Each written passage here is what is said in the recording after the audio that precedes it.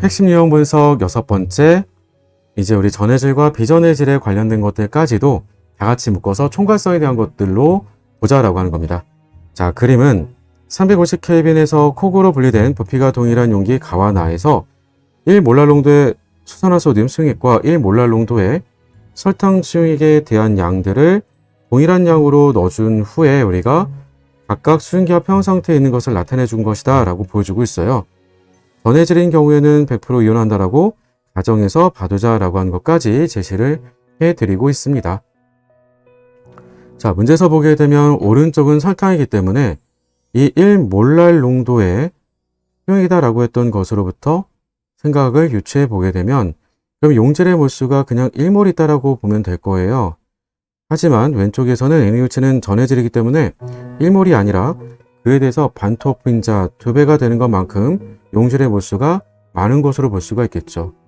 그만큼 용질의 몰수가 상대적으로 우리가 많다라고 하게 되는 말의 의미는 수용액 전체에 대해서는 동일한 양으로 넣어줬다라고 했던 거니까 그 동일한 양이 어떤 기준이 됐던지 간에 결국 어쨌든 왼쪽의 수용액에 대한 우리가 농도가 높은 것이므로 그만큼 증기압은 낮을 수밖에 없어요. 따라서 수증기로서의 우리가 증기압을 비교를 해주게 되면 그러면 pH2O라고 할 수 있는 증기압을 비교해주게 되면 증기압은 오른쪽이 더 클 수밖에 없는 거겠죠. 증기압이 더 크다는 건 증발을 더 잘한다는 얘기가 돼줄 거예요. 따라서 우리가 증발을 많이 하고 있고 물론 그만큼 다시 돌아와서 응축도 많이 하고 있는 상태가 돼주겠고요.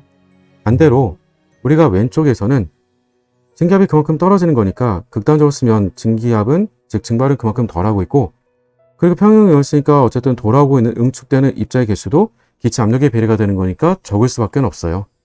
이런 상태로부터 우리가 어떤 내용들을 더 질문을 주는지 가서 확인해 보자 라고 하는 겁니다. 자, 지문을 가서 보도록 할게요. 자, 문제에서는 어느 점은 가 수용액이 나 수용액보다 낮은 거냐라고 했는데 어차피 우리가 처음에 용질에 대한 몰수를 구별해서 본다라고 했던 그 의미는 결국 용질의 몰수가 많을수록 우리가 어느 점은 더 많이 내려갈 수밖에 없겠죠. 따라서 달라지게 된 우리가 어느 점이다 라고 하게 될 부분은 더 많이 내려왔기 때문에 나 수용액의 어느 점보다도 더 많이 내려와서 낮다라고 말해줘도 되겠고요. 가의 수용이 그러니까 나보다도 낮다는 맞는 말이 돼주겠고 이 부분은 비교가 증기압에 대한 것도 똑같겠죠. 그래서 증기압은 나가 가보다 높다라고 하는 말도 맞는 말은 되겠고요. 같은 비교 방식이 우리가 증기압에 대한 것도 같은 방식이 돼주겠고요. 등에서 콕을 열어두게 되면 NaOH 수용액의 농도는 감소가 될 거니? 라고 얘기해주고 있어요. 자, 우리가 콕을 열어주게 되면 어떤 일이 벌어질까? 라고 하는 건데 양쪽의 농도는 서로 달랐잖아요. 농도는 다르지만 용매인 물은 우리가 증발하거나 응축을 해서 이동이 서로 가능할 수 있어요. 결과적으로는 우리가 콕을 열어주게 되면 어떤 상태에 도달할 거니? 라고 하는 게 아래에서도 계속 추가로 제가 4번, 5번에 문제를 만들어 놓기도 했었지만 그 증발평형 상태에 도달하면 이라고 한 겁니다. 증발평에 도달한다라고 하게 되는 것은 즉 콕을 열어주게 됐을 때 왼쪽은 증발을 적게 해서 압력이 낮고요. 오른쪽 증발을 더 많이 했기 때문에 압력이 높아요. 서로 상대 쪽에 있는 기체 압력을 갖다 놓고 어떤 일이 우세하게 벌어질지를 보시는 게 제일 쉬운 방법이 되줘요. 왜냐면 결국 우리가 기체 압력에 따라서 응축되는 정도를 얘기할 수 있기 때문에 그렇죠. 자, 보게 되면 오른쪽에 있었던 증발한다와 응축한다라고 하는 걸 보게 되면 응축하게 되는 정도라고 하는 게 화살표가 꽤 많이 컸죠. 즉 따라서 우리가 오른쪽 기준에서 응축한다를 갖고 오게 되면 이만큼 응축을 많이 하기 때문에 왼쪽에선 증발하는 것보다 응축되는 양이 늘어날 수밖에 없어요. 따라서 왼쪽에서는 우리가 응축이 우세하게 일어나겠구나가 돼주겠고요. 반대로 오른쪽의 나의 수용 입장에서는 용질의 입장에서 적기 때문에 증발을 많이 하고 그만큼 응축도 많이 하고 있었던 건데 왼쪽의 수용 덕분에 왼쪽의 수용은 용질의 양이 많았기 때문에 증발을 덜 할 수밖에 없었던 상황이었고 그럼 그 증발을 덜 할 수밖에 없었던 상황이 오른쪽에도 똑같이 적용이 되주면 그만큼 응축된 양이 줄어들게 된다는 게 되는 거예요. 그 말은 다시 해서 우리가 증발이 더 우세해질 수밖에 없는 거죠. 증발이 우세해진 것이고 왼쪽에서 응축이 더 우세해진 거죠. 서로의 응축 속도를 갖다 놓고 비교해 보게 되면 어떤 현상들이 벌어지는지를 알 수가 있겠고 그 말은 결국 응축이 계속 우세하게 일어난다라고 하게 되는 이 말은 결과적으로는 농도가 감소가 된다는 게 되겠죠. 용매양이 느는 거니까요. 증발이 계속 우세하게 된다는 얘기는 그만큼 농도가 용매 양이 줄기 때문에 농도가 증가가 되줘요. 결과적으로는 어떤 일이 도달하겠니라고 하면 서로 다른 용액의 농도가 동일해질 때까지 증발하다가 평형 상태에 도달하더라 라고 하는 거예요. 따라서 우리가 양쪽 수액에는 농도가 서로 동일해진다 라고 하게 되는 거고요. 다만 이 동일해진다 라고 하게 되는 그 농도는 어떤 농도가 되겠니 라고 하면 몰랄 농도입니다. 다른 농도들은 안 되겠고요. 양쪽에 우리가 어떤 농도가 같겠니 라고 하는 게 실은 잘 생각해보면 증발평형 양쪽에 어떤 게 같아져서 곧 바로 용액에 대한 증기압, 증기압이 서로 양쪽이 같아지기 때문에 더 이상 변화가 없는 지점에 도달하게 될 거고요. 그 말은 즉 양쪽에 어떤 게 동일해진다는 말이 되겠니 라고 하면 몰랄 농도뿐만이 아니라 몰 분율도 동일해진다가 되겠죠. 실은 몰 분율이 동일해진다가 더 중요하겠고, 그를 통해서 우리가 몰랄 농도까지 동일해진다라고 말해줄 수 있겠다라고 하는 겁니다. 나머지들에 대한 것들은 어려워요. 그러니까 질량 백분율이라든지 우리가 몰 농도라든지 이런 것들은 용액 전체를 기준으로 얘기해 줬을 때 문제는 그런 물질들은 우리가 용의 농도에 따라서 밀도가 또 달라지기 때문에 어렵습니다.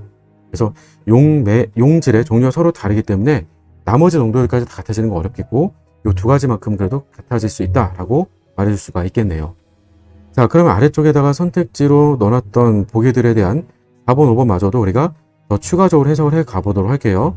그래서 앞서도 얘기했지만 코 열어주게 되면 그러면 NaOH 수용 쪽에 NaOH 쪽에는 우리가 그만큼 용매가 더 많이 와서 우리가 응축을 더 많이 하게 될 거니까 농도가 감소한다라고 했던 건 맞는 말이 된다라고 볼 수가 있겠고요. 다시 한번 양쪽이 우리가 증기압이 같아진다고요. 따라서 평형 상태에 도달했을 때 용매에 대한 질량은 가가 나의 2배가 될 거니라고 했는데 이 말은 맞는 말이 될 거예요. 왜냐하면 용질의 몰수가 가에서가 나보다도 2배가 많았잖아요. 그러니까 용매에 대한 양도 우리가 가가 나의 2배가 돼줘야지 양쪽에 우리가 용액에 대한 증기압이 같아질 수밖에 없겠죠. 자, 그럼 그렇게 됐을 때 우리는 가수액에서의 전해질에 대한 전체 몰랄 농도는 0.75 몰랄 농도로 말해줄 수 있겠니? 라고 했어요. 이건 안 되겠죠. 왜냐면 아주 쉽게 1몰랄 농도 기준에서 우리가 봤을 때 토탈에 대한 용매의 질량을 각각 1kg씩 있다라고 치면 그럼 2kg으로 볼 수 있는 거잖아요. 근데 2kg 가지고 그럼 봤을 때 양쪽에 우리가 서로 2배 차이가 나도록 들어간다라고 하게 되는 거니까 그런 것들 고려를 해주게 되면 좀 안 맞게 될 거예요. 즉 무슨 말인지 써보자라고 하면 이런 겁니다. 가에서의 전체 몰랄 농도가 있으니까 가에서의 몰수를 우리가 2몰이라고 보고요. 나에서의 용질의 몰수를 우리가 1몰이라고 보고요. 그리고 용매에 대한 건 우리가 이미 4번에서도 같이 확인하기도 했었지만 결국 용매에 대한 양도 왼쪽과 오른쪽이 2대1이 돼줘야 돼요. 그럼 2kg 기준에서 2대1이 된다고 한번 해보죠. 2대1. 그럼 2대1이다라고 하게 되면 전체 3개 중에서 2개라고 해보고요. 2kg 가운데서 우리가 3분의 1의 비율만큼이라고 따져주면 되겠죠. 자, 이렇게 해줬을 때 우리가 결국 용매에 대한 몰수도 2대1의 비율이 돼주기 때문에 용에 대한 증기압을 썼을 때 양쪽이 증기압이 같아질 수밖에 없는 거예요. 즉 우리가 물에 대한 물 분율을 써보자라고 하게 되잖아요. 그러면 물에 대한 몰수가 2N으로 써보도록 할게요. 그러면 2N을 누구로 나눠준 거니라고 하면 2 플러스 2N으로 나눠준 거죠. 오른쪽은요. N몰에 해당되는 물의 몰수를 누구로 나눠준 거니라고 하면 용질의 몰수 1몰에다가 물의 몰수 N몰로 나눠준 거예요. 그러면 양쪽이 똑같아진 걸 볼 수가 있죠. 그래서 우리가 양쪽에 용액에 대한 증기압이 같아지는 거예요. 자, 그러면 좀 전 같은 의미를 가지고 그대로 써보자라고 하면 왼쪽에 용액에 대한 용액 전체에 대한 몰랄 농도라고 하게 되면 다음과 같이 비율로 계산해주면 되겠고요. 따라서 우리 위아래 똑같이 썼던 2는 지워버리면 되겠고, 따라서 그 계산은 2분의 3이 돼주겠죠. 따라서 0.75가 아니라 1.5 몰랄 농도라고 얘기를 해줬어야 되겠죠.